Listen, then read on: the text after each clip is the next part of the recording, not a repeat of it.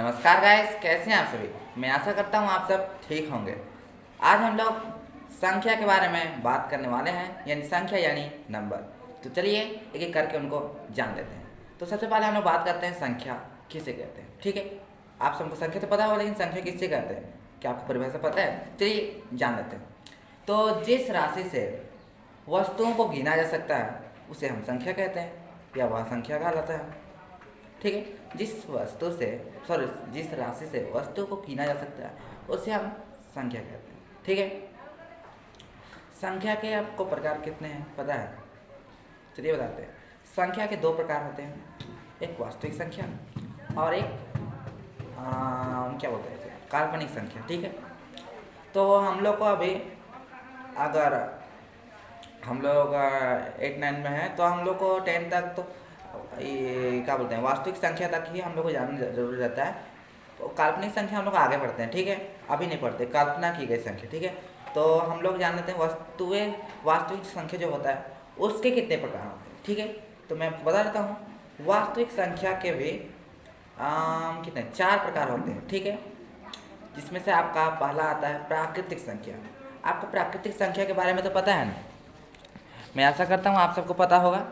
अगर नहीं पता है तो मैं आपको बता देता हूँ कि जो संख्या 1 से शुरू होती है और अनंत दूरी तक जाती है, अनंत तक जाती है, तो उसे हम प्राकृतिक संख्या कहते हैं। ठीक है, जिसका निर्माण प्रकृति से हुआ हो। अगर हम किसी को अगर पूछे तो गिनती सुनाओ, तो कहाँ शुरू करेगा? 1 से शुरुआत करेगा। क्यों?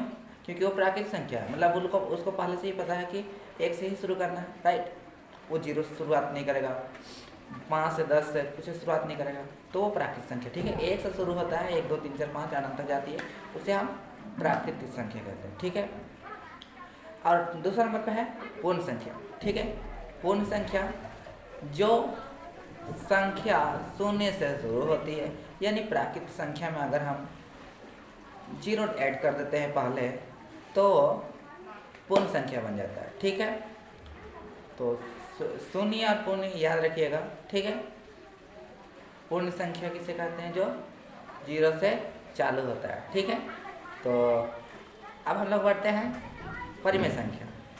परिमेय संख्या को इंग्लिश में क्या कहते हैं? Rational number. और प्राकृतिक संख्या को नेचुरल नंबर। और जो पूर्ण संख्या होता है उसे होल नंबर कहते हैं। ठीक है, तो हम लोग जानते हैं परिमेय संख्या किसे कहते हैं।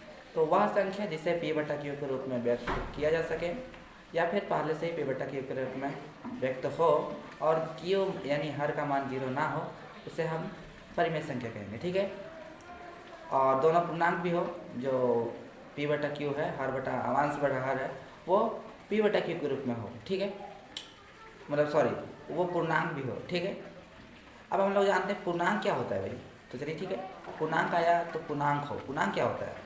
सभी धनात्मक और ऋणात्मक संख्याओं का जो समूह होता है उसे हम पूर्णांक कहते हैं। ठीक है, को कहलाता है। ठीक है, मतलब देखिए, अगर हम लोग संख्या रेखा खींचते हैं तो इधर माइनस लेफ्ट तरफ होता जो होता है वो माइनस साइड में होता है, -1 2 3 4 -1 -2 -3 ऐसे होता है, और बीच में जो होता है 0 होता है, और जब दाहिने साइड में जाएंगे तो +1, ऐसा प्लस नहीं लिखते हैं, लेकिन 1 2 3 4 ये सब प्लस में ही आते हैं। तो इसे इन दोनों को हम लोग मिला देंगे तो क्या निर्माण होगा? पूर्णांक। ठीक है, तो पूर्णांक किसे कहेंगे?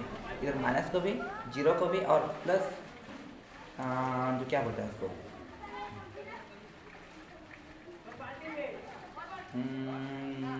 क्या बोलते हैं जी, क्या बोले उसको, ऋणात्मक संख्या धनात्मक संख्या 0 को भी मिला देंगे तो वो पूर्णांक बन जाएगा। ठीक है, तो आप समझ गए होंगे पूर्णांक क्या होता है।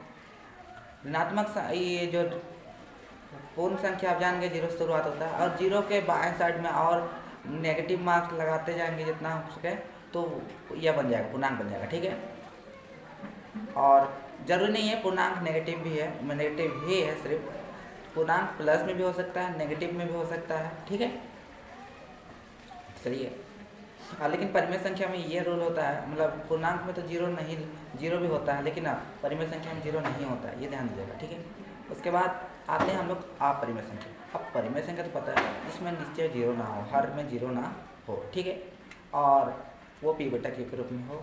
ठीक है, या व्यक्त किया जा सके, जैसे 1 को हम 1/1 तो लिख सकते हैं, 0 को भी हम 0/1 लिख सकते हैं, 3/4 पहले से ही है, ये भी एक परिमेय संख्या है। ठीक है, तो अगर हम जीरो यानी जीरो भी एक परिमेय संख्या है। ठीक है, बस हर नीचे नहीं होना चाहिए जीरो। ठीक है, ऊपर चलेगा। अब आते हैं अपरिमेय संख्या पे। तो अपरिमेय संख्या वह संख्या जिसे p/q के रूप में लिखा ना जा सके।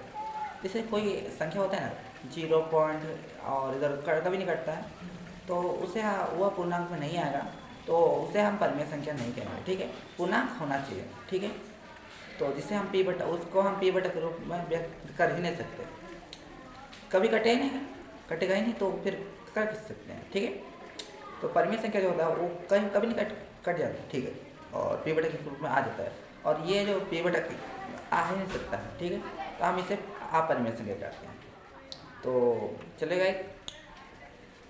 मैं आशा करता हूँ आप सबको कुछ से कुछ जरूर जानकारी मिली होगी, और कम से कम एक दो भी तो कुछ खास मिला होगा। तो चलिए, मैं वीडियो को यही पर एंड करता हूँ, और बने रहेगा हमारे साथ। तब तक के लिए टेक केयर।